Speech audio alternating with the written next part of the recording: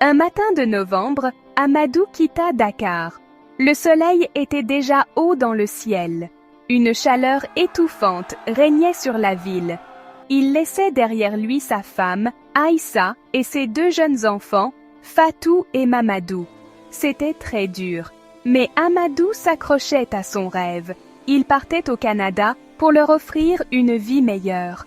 Au Sénégal, Amadou était professeur de mathématiques. Il avait un bon travail et une maison simple mais confortable. Sa vie était simple, mais il était heureux. Pourtant, Amadou voulait plus. Il rêvait d'une vie où ses enfants auraient toutes les chances de réussir. Pour lui, le Canada était comme un pays de rêve, une terre d'opportunités, d'éducation et de liberté. Il avait entendu tant d'histoires d'immigrants qui avaient réussi là-bas. Il était sûr qu'il pourrait lui aussi y construire une vie meilleure pour sa famille. Amadou embrassa sa femme et ses enfants une dernière fois.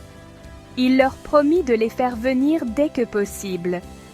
Les larmes aux yeux, il monta dans le taxi qui le conduirait à l'aéroport. Son cœur était lourd de tristesse, mais aussi plein d'espoir. Il partait pour l'inconnu, mais il était déterminé à réussir. Pendant le long vol vers Montréal, Amadou revoyait en boucle des images de sa vie à Dakar. Le sourire de sa femme, les rires de ses enfants, les conversations animées avec ses amis. Il ressentait déjà un pincement au cœur en pensant à tout ce qu'il laissait derrière lui. Mais l'excitation prit rapidement le dessus. Il imaginait sa nouvelle vie au Canada. Un grand appartement moderne, une nouvelle voiture, de bonnes écoles pour ses enfants. Il travaillerait dur, économiserait de l'argent et enverrait de l'argent chaque mois à sa famille au Sénégal. Amadou avait passé des heures à se renseigner sur le Canada. Il avait lu des articles, regardé des documentaires et parlé à des gens qui avaient déjà immigré. Tout le monde s'accordait à dire que le Canada était un pays accueillant et multiculturel, offrant de nombreuses opportunités aux immigrants qualifiés comme lui. Il était sûr de trouver rapidement un emploi d'enseignant. Après tout, il avait de l'expérience, parlait français et était diplômé d'une bonne université. Amadou était certain que ses compétences seraient valorisées dans un pays développé comme le Canada. L'avion atterrit enfin à l'aéroport international Pierre-Elliott Trudeau.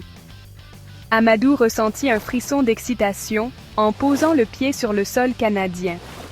L'air était froid et sec, très différent de la chaleur humide de Dakar. Il prit un taxi jusqu'à l'appartement qu'il avait loué en ligne.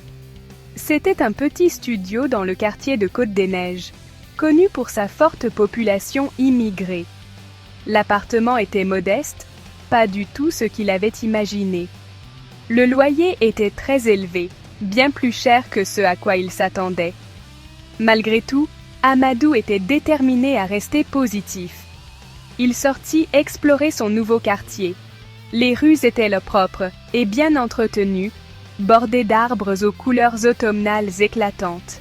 Il découvrit des restaurants proposant des cuisines du monde entier, des boutiques aux vitrines attrayantes et des parcs verdoyants. La ville semblait animée et cosmopolite. Pourtant, Amadou ne put s'empêcher de se sentir un peu perdu, un peu seul, au milieu de cette foule inconnue. La barrière de la langue, même s'il comprenait et parlait français, était plus difficile à franchir qu'il ne l'avait pensé. Les expressions québécoises, l'accent, le rythme de la parole, tout était différent. Les premières semaines au Canada furent une période de grands changements pour Amadou. Il passait ses journées à envoyer des CV, à chercher des emplois sur des sites web et à passer des entretiens téléphoniques. Il fut surpris de la difficulté à trouver un emploi, même dans son domaine. On lui demandait toujours de l'expérience canadienne, une connaissance du système éducatif québécois et des références locales. Ses diplômes sénégalais, même s'ils étaient reconnus dans son pays, ne semblaient ne pas avoir d'importance ici. Il essuya refus sur refus et promesses non tenues. Le moral d'Amadou commença à décliner. Il réalisa qu'être immigrant était très différent de ce qu'il avait imaginé. Le coût de la vie était très élevé. Trouver un emploi était une lutte acharnée et il commençait à se sentir seul. Il passait ses soirées seul dans son petit studio, à parler à sa famille sur Skype. Il leur racontait ses journées, essayant de cacher ses problèmes car il ne voulait pas les inquiéter. Il n'arrêtait pas de leur dire qu'il finirait par trouver un bon travail, qu'il pourrait bientôt les faire venir. Les mois passaient et la situation d'Amadou ne s'améliorait pas. Il avait épuisé toutes ses économies et maintenant, il devait accepter n'importe quel emploi pour survivre. Il travailla comme livreur de nuit, caissier dans une épicerie ou agent d'entretien dans un centre commercial. Ces emplois étaient fatigants et mal payés, rien à voir avec son rêve d'être professeur de mathématiques. Il avait honte de devoir accepter ces emplois ingrats, surtout qu'il avait toujours eu un emploi stable et respecté dans son pays. Le rêve canadien était devenu un cauchemar. Amadou se sentait coincé. Il avait du mal à payer son loyer, à manger correctement et à envoyer de l'argent à sa famille. Il était constamment stressé, avec le sentiment d'avoir échoué et déçu ceux qu'il aimait. Solitude et isolement. En plus de ses problèmes d'argent et d'emploi, Amadou se sentait très seul. Il ne connaissait personne à Montréal, à l'exception de quelques Sénégalais rencontrés dans son quartier. Il avait du mal à créer des liens avec les Canadiens. Les différences linguistiques et culturelles étaient difficiles à surmonter. Il passait ses soirées seul dans son appartement, à regarder la télévision ou à naviguer sur Internet. Il essayait de lire, mais n'arrivait pas à se concentrer. Il pensait sans cesse à sa femme et à ses enfants, à la vie qu'il avait laissée et qu'il ne retrouverait peut-être jamais. Il se sentait coupable de les avoir quittés, de leur avoir fait croire à un avenir meilleur qui semblait désormais impossible. Il avait honte d'avoir échoué, de ne pas pouvoir s'adapter à sa nouvelle vie. Il se demandait ce qu'il faisait là, si loin de chez lui, dans ce pays froid et peu accueillant. Le poids du regret. Un soir, alors qu'il rentrait chez lui après une longue journée de travail, Amadou craqua. Il se laissa tomber sur son lit, se sentant complètement désespéré. Il se sentait complètement perdu, accablé par les regrets. Il réalisa qu'il avait commis une grave erreur en quittant le Sénégal. Il avait renoncé à sa vie, à sa famille, à son bonheur, pour un rêve qui n'était pas réel. Il avait cru à la promesse d'un endroit parfait qui n'existait pas, du moins pas pour lui. Il réalisa qu'il n'avait plus rien à faire au Canada. Il voulait juste rentrer chez lui, retrouver sa femme et ses enfants et essayer de reconstruire sa vie. Peu lui importait de vivre simplement, tant qu'il pouvait être avec ceux qu'il aimait. Mais rentrer semblait impossible. Il avait dépensé tout son argent et ne pouvait pas se payer un billet d'avion pour le Sénégal. Il se sentait coincé, prisonnier d'un rêve brisé. Le rêve brisé.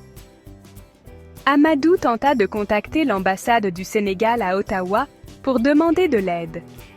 On lui répondit qu'il n'était admissible à aucune aide financière et qu'il devait trouver lui-même le moyen de rentrer dans son pays. Il essaya d'appeler ses amis et sa famille au Sénégal, mais il avait honte de leur dire qu'il avait échoué. Il ne voulait pas les décevoir ou leur faire porter le poids de ses problèmes. Il se sentait seul au monde, comme si tout le monde l'avait abandonné. Amadou sombra peu à peu dans une profonde dépression. Il cessa de chercher du travail et vécut au jour le jour, dépendant de la gentillesse de quelques connaissances. Il passait ses journées à errer dans les rues de Montréal, comme un fantôme. Une lueur d'espoir. Un jour, alors qu'il était assis sur un banc dans un parc, Amadou rencontra une vieille dame québécoise. Elle vit qu'il avait l'air contrarié et se mit à lui parler. Amadou ne voulait pas parler au début, mais finalement, il lui raconta son histoire, ses rêves brisés, son désespoir. La vieille dame écouta attentivement, sans dire un mot. Quand Amadou eut terminé son récit, elle sourit gentiment et dit « Ne perdez pas espoir, mon garçon. La vie est faite de haut et de bas. Il y a toujours une lumière au bout du tunnel. » Elle lui proposa ensuite de l'aider à contacter une organisation qui vient en aide aux immigrants. Amadou était sceptique, mais il accepta. Il n'avait plus rien à perdre. C'était peut-être une chance de se sortir de ce pétrin, de retrouver un peu de dignité.